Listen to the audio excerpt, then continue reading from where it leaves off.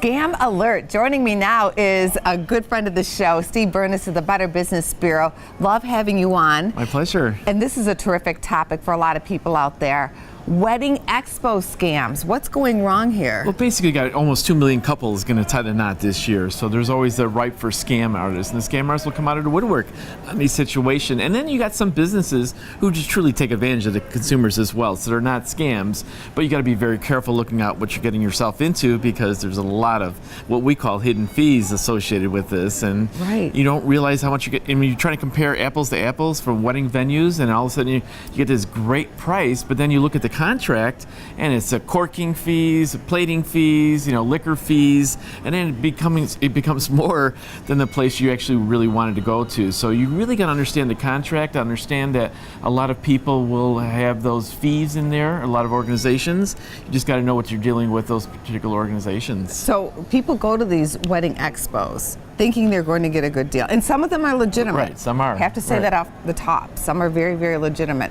But others are not. How are they conning people? With these extra fees, do you think? Well, some are extra fees, but some are just bad businesses appearing at these expos. So basically, the expo allows anybody in that pays. They don't do any due diligence. Some do, but some don't. So they just want to sell the space at the conference center. And as much space as possible. So you got some businesses who may not even have a business. You may have some businesses that have been in business a short period of time. You have to do your due diligence. Just because they're at the expo doesn't make them a good business. You still have to go through your homework and check them out with the Better Business Bureau, but also other sources to see if they have any problems. You'll have problems with the transportation company, the music company, the flower, the dress company, whatever it may be. There's so many different venues there, but you've got to do your research on each and every one of them.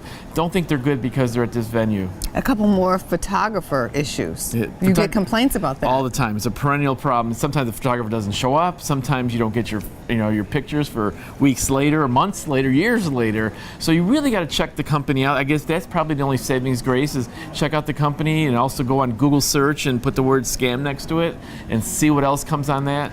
But just doing your homework and due diligence and reading the contract, because the contract usually contains everything they need to know, but also they're written by the company. So guess what? They protect the company. They have lawyered up. You think you're just signing with Joe or Sally wedding situation, but really they have a strong contract. Now, gowns are a big problem. You say just the missizing and the preservation of the gowns. Exactly. There's both. I know people who have, Yeah, so basically you got to be careful who you're doing with, and you have issues.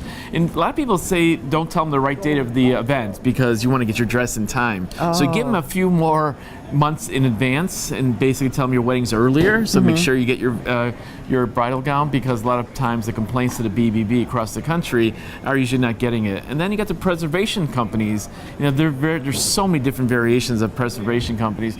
Who's going to do the best? Check out, obviously with the Better Business Bureau, but see each company is run differently, and see what they're going to do that's different from the other company. Or maybe even word of mouth.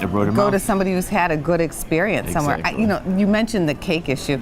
Unbelievable. I mean, you have to ask everything about the cake, because they will charge you extra to maybe just put the cake on a plate or cut the cake. And that's a cake. That's an extra fee. Exactly. There's lots of fees. They're usually in the contract, but they're buried. The big print giveth, the little print taketh away.